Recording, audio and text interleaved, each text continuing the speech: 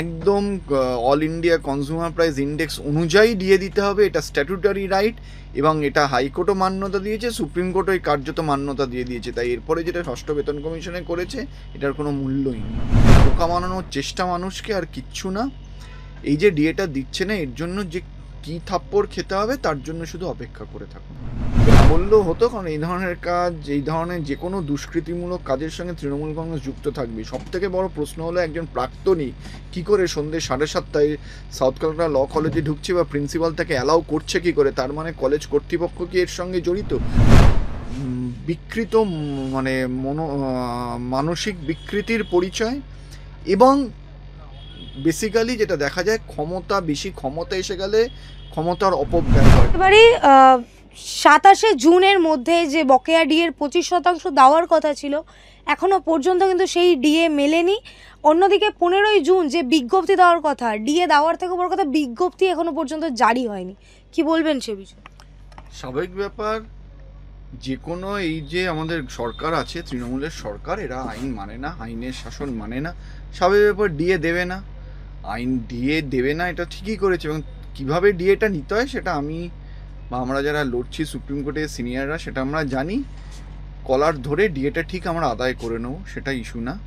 ইস্যুটা হলো, যারা সরকারি কর্মচারী তাদেরকে বলবো, আইনের পথে চলছে, কিন্তু আপনার যে অধিকার কিন্তু ছিনিয়ে নিতে হবে। বাড়িতে বসে থাকলে হবে না, সময় এসছে অধিকারটা ছিনিয়ে নিন। আইনের পথে চলবে, কিন্তু অধিকার ছিনিয়ে নেওয়ারও আপনার অধিকার আছে।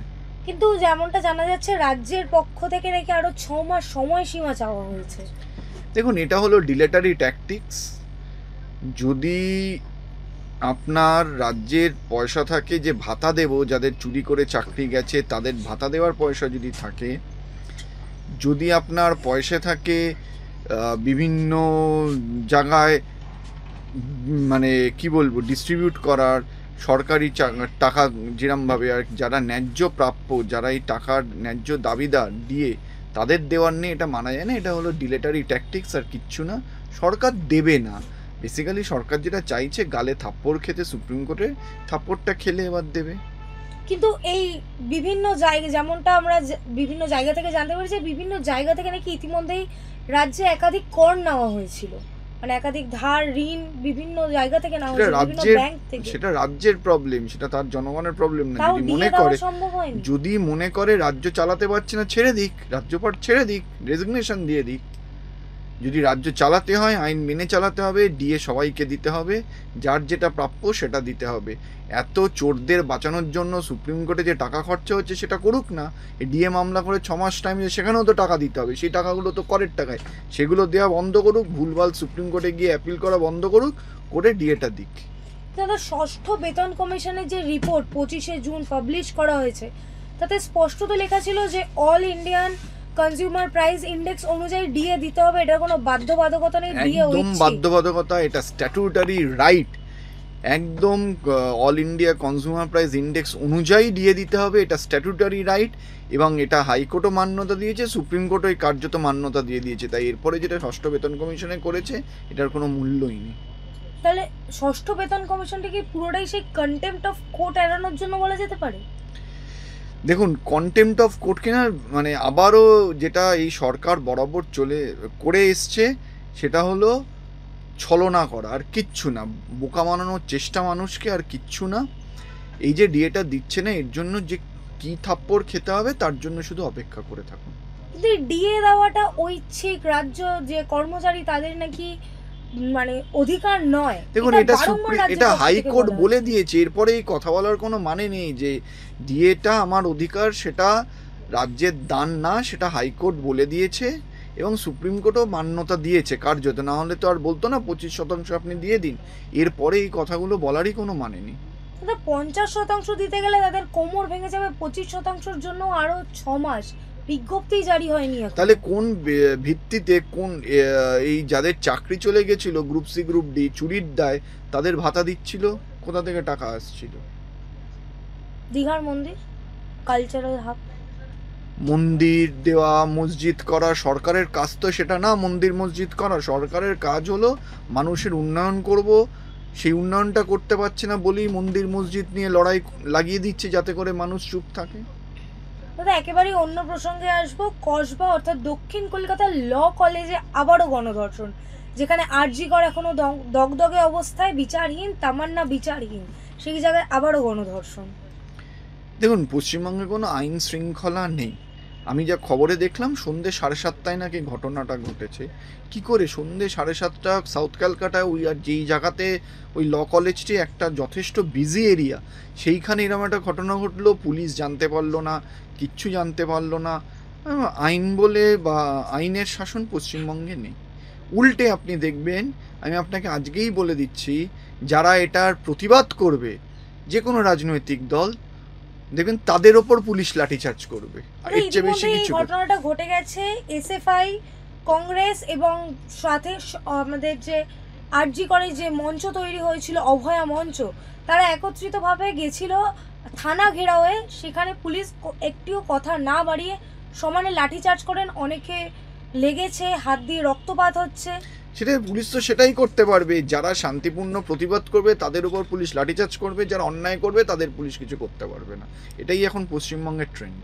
কিন্তু পুলিশের এই ভূমিকা, তামান্নার ক্ষেত্রেও আমরা দেখলাম এই একই ভূমিকা, আবার এই গণধর্ষণেও একই ভূমিকা। বারংবার পুলিশের এই যে অপরাধী বলা যেতে পারে, কি বলবেন সে বিষয়ে? পুলিশের ভূমিকাতে একাধিক প্রশ্ন উঠছে।